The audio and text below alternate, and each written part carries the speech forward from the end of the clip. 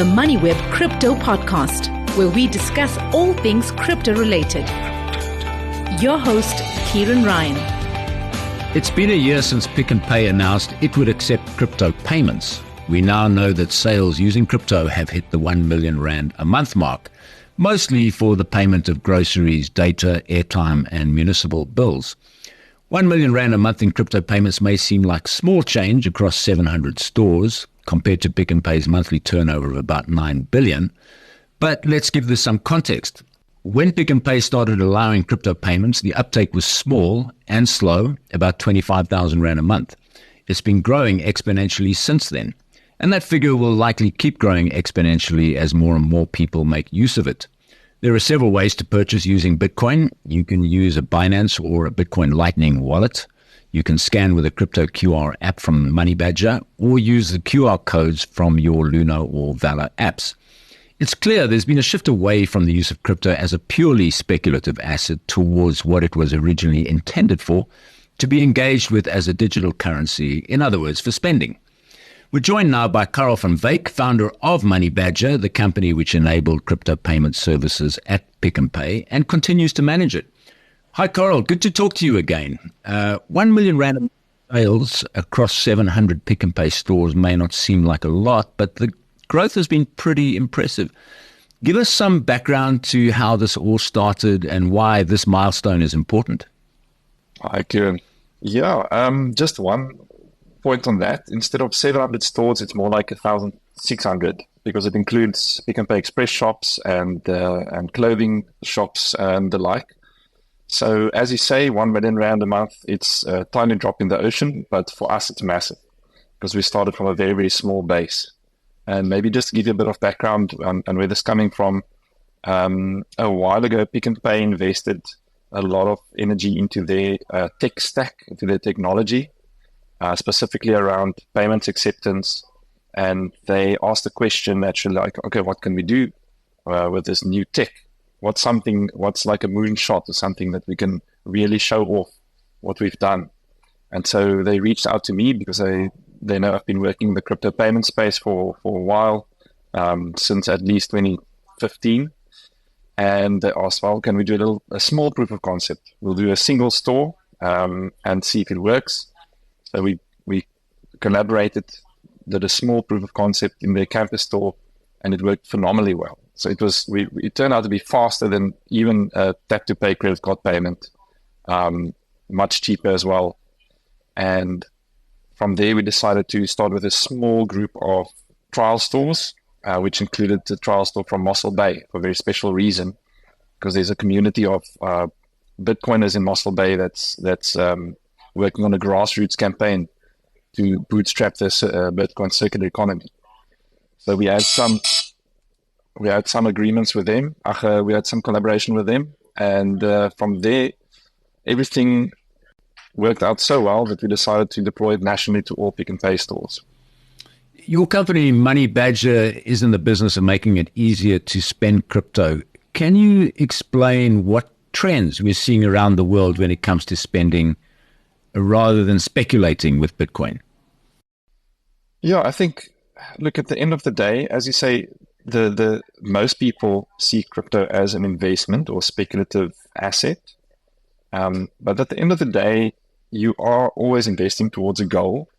And in some cases, there's unforeseen circumstances and you need access to money quickly. And with other traditional investments, typically there's friction. So like if you think of a fixed deposit or an annuity or something like that, even a pension, it's difficult to get access to your investment funds quickly. But with crypto, it represents something that's a bit more than just an investment. It's money that's highly liquid and highly accessible to you at all times. And I think what we're starting to see is that there's people that have invested a while ago, maybe many years ago, and they've seen their investments grow. And they're at the point now where they want to apply those funds. They want to apply to support themselves, to cover their day-to-day expenses and buy goods and services.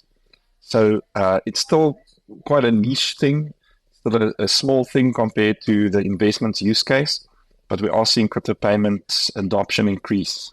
And what we are trying to do is to make it easy for people to spend their crypto. Based on what you're seeing happening out of Pick and Pay, do you see? Can you make some forecast of where you would expect this exponential growth to end up with, maybe in a year or two? Or am I asking a bit much there?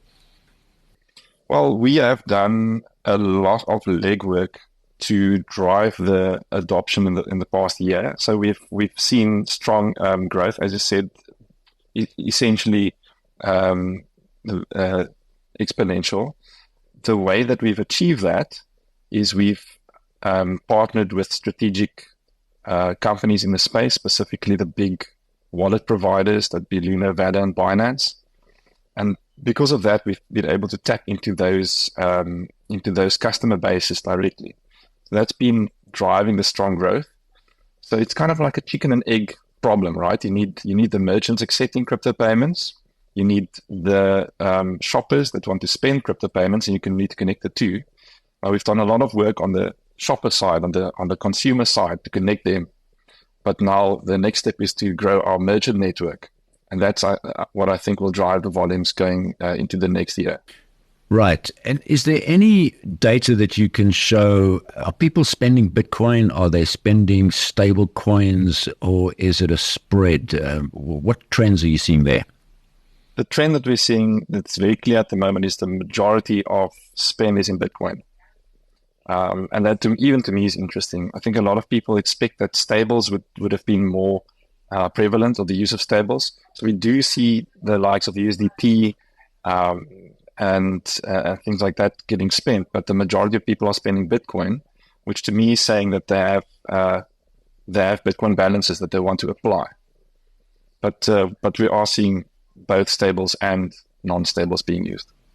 And is there any pattern in terms of where the crypto market sits? In other words, if we're seeing a rise in Bitcoin prices, are people tending to spend more because they feel they got more money? Absolutely, 100%. We can very clearly see that in our data.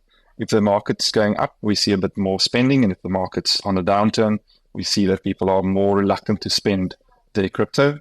And it might, I don't know why, but it might be for the reason that you just said, that maybe you just feel a little bit richer, more spending when the price is going up. I just want to turn to some recent research by Gemini, and I'm just going to quote here. In the future, most payments will be made on-chain by AI agents on behalf of people. Now, most people are intimidated by what they perceive as the complexity of moving funds outside the traditional finance space. You know, they send money from a wallet and it goes to the wrong address. Well, it's gone. There's no intermediary there that's going to help you recover that. How will AI change this, in your opinion?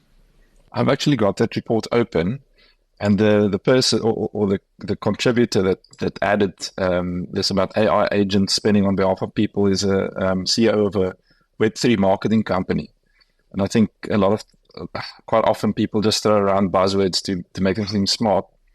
But if we are talking about AI in the crypto space, what she said just before that is actually quite pertinent. She said that with AI, there's so much content being generated these days that we just don't know what is being produced by people and what's being produced by AI. So the question is, how can we know what is authentic? And the use case is that we could potentially use blockchains, because blockchains are the sources of truth or attestation, or let's call it like check marks or checks in time, where you can prove that you as a human published something at a specific point in time. But as for payments and AI making payments on blockchains, I think it won't be on blockchains themselves. Blockchains are not really well suited for payments because they tend to work well when you settle funds. That means larger transactions where you can stomach a bit more of a fee, where payments tend to be rapid, small, and low fee, and blockchains typically don't lend themselves well to that. But we can talk for hours about AI in the crypto space. For me, the big benefit of AI is that it could potentially help people not get scammed.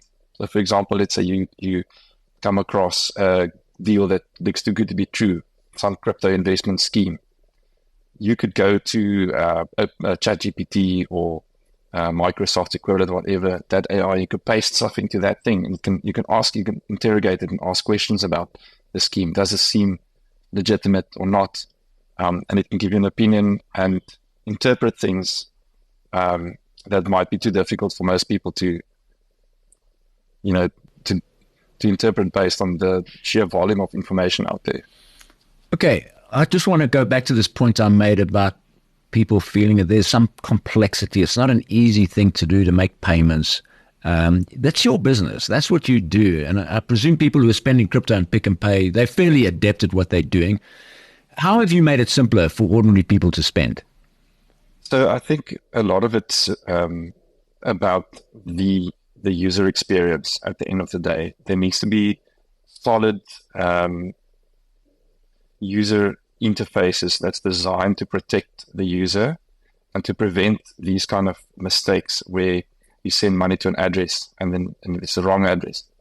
And we've spent a lot of time and energy on this entire flow, from the shopper engaging with the retailer to the wallet that they use and throughout, to ensure that the mistakes are minimized. And it's not only sort of technical boffins and experts that can use the system.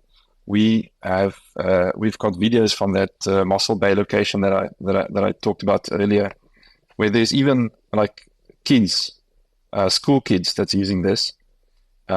And there's a lot of controls and protections in place to make sure that they send the correct amount at the right time to the right destination. And then also that the system on the other side, the retailer system, knows that it's been received properly and that they release the goods when the money is received. So that's, like you said, that's what we do. And we spend a lot of time and energy on that. And it's, I think, very accessible. We've tried to make it as safe and simple as possible. I want to go back to these Bitcoin circular economies that you mentioned a little bit earlier. I think you're talking about Bitcoin Ekasi, which is down in the Western Cape. There's also Bitcoin Ubuntu. There's a bunch of these communities, circular Bitcoin economies, that have sprouted up. Just explain what they are and why they're important to this whole mass adoption that everybody has been talking about for many years. Yeah, I think at the heart of the issue is a debate that is in the crypto communities, and that debate centers around the use case of crypto. So there's many people that says crypto should be money or a medium of exchange, something that you use to buy things, something that enables commerce. And then there's another group that says no, we should rather focus on the store of value aspect. In other words, savings and or investment, the investment use case, or even just the savings use case. And there's differences in opinion because the way that the technology develops and the way that people engage with this is different for the two different use cases. So when it comes to things like these circular economies, typically the view is that we can integrate these two use cases. Firstly, that crypto, specifically Bitcoin, can be a good store of value, and that it's therefore good to give more people the opportunity to have access to it as a savings technology. And in that context, it's good to create an environment where people can obtain Bitcoin more easily, specifically in terms of, if you've got a small shop, you can accept crypto as payment there, or if you offer a service like a car wash or a barber shop, you can accept crypto, and then you can use that to start saving in Bitcoin. That's one aspect. But then also the view is that it can't end there, that you must be able to apply it, that it's only useful if you can use it to restock your goods. So, or if you're a car wash, that you can buy the detergents that you need. And I think that's where these grassroots communities and circular adoption comes into play, is where they try to promote both of these use cases together, and then they grow the network in those communities. And typically what you see is you'll see either like a champion or a center or some non-profit organization at the heart of these things, because what's crucial is education. it's still a very scary thing. Crypto is still a very scary thing. It's still you still need quite a lot of education to engage with it. Because if you don't know what you're doing, if you don't know what you're getting yourself into, there's a very high and real risk that you will get burned. So that's why I think these things are important as well, is because it spreads education and helps people to protect themselves. So if you're a merchant, you're a shop owner somewhere around the country, and you're listening to this and you decide you want to start accepting payments in Bitcoin, how would you go about that? The first step would just be to install a wallet. You could look at some of the more trustworthy wallet providers in South Africa. We've recently had new laws come into place where crypto providers or crypto service providers need to be licensed. And I always recommend that if you are uncertain, look for these providers with valid licenses, because they are highly regulated and they're going to be very much focused on keeping your funds safe. So, for example, Ludo, Valor, Binance, you can check whether they're licensed, and you can onboard with them, and then you'll have access to crypto via their wallet service. And then you can immediately start accepting payments. That's one of the great things. You don't need to go through a lengthy process with a merchant bank account onboarding. You don't need to spend a lot of money on credit card terminals. You can use your phone straight away. And if you're worried about keeping too much cash, then obviously crypto solves that as well. And for many people in places like Mossel Bay, that's a big plus, is that they don't sit with big cash balances in the cash register. So you can get started with that quite easily. And then if you want to take it a step further, let's say you've got some accounting system or point of sale or some integration that's needed with your existing systems, then you can look at a crypto payment service provider. Money Badger being the first, or my company being the first in South Africa to offer that service, but there's subsequently been a few others that's popped up as well. So you can look at these providers, you can see which ones are licensed, and then you can reach out to them and find out if they can help you accept crypto payments. There's a bunch of boutique stores in Cape Town and in Joburg that are now accepting crypto, mainly it seems following pressure from tourists who want to shop using their crypto. Is this something that you're seeing, that there's a bit of a drive from the tourist sector to enable merchants for accepting crypto payments? Yeah, no, for sure. We get quite a number of queries about this specifically. From a South African's point of view, it seems like, well, why don't you just use your card? If you're an international tourist, you can just use a card. You can use cash, but apparently many international tourists visiting South Africa is worried about things like credit card skimming. They're worried about getting scammed. They're worried about ATM fraud or ATM scams where people help you at the ATM and then they steal your money.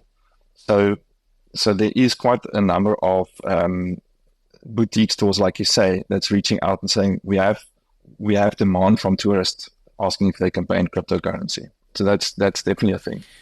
And there are some trends with regard to crypto spending. Give us some idea from what you're seeing. What are people actually spending on with crypto? To me, that is the interesting part, because I expected that we would probably see a very clear section of or demographic and then have a sense of what they would spend their crypto on. But it turns out that it's actually quite a wide variety of people for a wide variety of cases. And you mentioned it earlier. So the vast majority of payments that we process is about 300 Rand and less. Now you can imagine, what are you buying for 300 Rand and less? That's your lunch, your coffee, maybe some groceries for the day. But then the average amount that we process, so I'm saying the majority of payments are small, but the average is actually a bit higher. So let's say towards 1,000 Rand. And what pushes up that average is there's quite a number of people that's paying their bills in crypto, and specifically things like municipal bill payments, or DSTV, electricity, water and rates and taxes, whatever. So it's kind of really difficult to give you a single use case, because we're seeing that it's being used for, like I said, quite a variety of things that people spend on. Right. A recent comment I saw on X said we'll only really get mass adoption in Bitcoin when the price hits $1 million. Do you agree with that? Look, there's actually quite a number of ways that you can see that comment. So on the one hand, we can say, you know what, whoever wrote it is expecting phenomenal growth in Bitcoin, where we're at around $60,000 today. To get to $1 million is quite a jump. But you know, if you're a little bit more, if you're let's say you're an economist and you're worried about the ever increasing debt in the United States and geopolitical unrest, the growing geopolitical unrest and things like that, you might say, well, maybe in a couple of years, $1 million won't even be that much money anymore. And then the question is, what will Bitcoin look like? Will Bitcoin retain its store of value if the dollar drops relative to that? And we don't even just let's call it let's say 100 million rand. The same could happen here that happened in other neighboring countries. Anything's possible. And so maybe if you see it in that light, then maybe it comes sooner than we expect. But in general, I don't really agree that we'll only see mass adoption when the price of Bitcoin reaches a specific price. I think it's something that's going to be growing organically over time. It's not like there'll be a single event or inflection point where people suddenly change their mind. It'll be organic growth as people adopt it organically over time, as people start earning salaries in crypto, as they start accepting it in their shops and need to spend it. I think it's very much going to be bottom up in that sense. It's an interesting thing because I've spoken to some of the guys in these Bitcoin circular economies, and a lot of them only accept payment in Bitcoin. And, you know, they've kind of gone off grid completely with rands and dollars and things like that. Do you think we're entering a period where people might say, you know what, I would, as an employer, I would like to offer you the option of being able to be paid either in fiat currency or in Bitcoin. Do you see that coming? If there's demand for it, it's always going to come down to whether there's a market for it. So if people ask for it, I don't see why not. But if nobody asks for it, then definitely it won't happen. It's not. There's an administrative and accounting burden associated with it, additional costs, etc. If you really want to, you could engage. There are companies that let you, as an individual, as the recipient of a salary, request that your employer deposit your salary into that company's account, and then they will distribute the crypto to you. You can already do that today if you want to, without any involvement from your employer, apart from just changing the deposit address. So I think it's all about the market, and the same goes for merchant adoption. Merchants are going to be asking, what is the market of people that want to spend crypto? And if there's no market, they won't accept crypto. So only if people, firstly, are willing to spend their crypto, and secondly, ask for it. Just request, hey, do you accept crypto at your shop? That's the only way that that will happen. But I think maybe, again, like, I don't want to be too negative or like a doomsday say or whatever, but we can look at what happens in some of our neighboring countries where local currencies stop being used effectively, or it becomes impossible to effectively use our local currency. And what happens in those countries? Well, at the end of the day, people start adopting alternatives. So at the moment, the vast majority of these countries would adopt the US dollar as the global reserve currency. But what happens in the future? We don't know. Yeah, 90% of transactions in Zimbabwe are done in US dollars, even though they've launched earlier this year the ZiG currency, which is backed by US dollars and by gold. But people don't trust the government. So they're going to, you know, and the US dollars. If this wasn't a podcast, they could see you making air quotes, backed by gold. Backed by gold, yeah. I had a question about that. But the same thing you're starting to see in other parts of the country. People have got an alternative now that they can actually buy stable coins and they can buy crypto, and it's much easier and cheaper to ship around the world. So we're going to leave it there. That was Karel van Wyk, who is the founder of Money Badger, and talking to us about Pick n Pay's payments in crypto, which seems to be growing at a tremendous rate. Thank you very much, Karel, for joining us. Thank you, Kieran.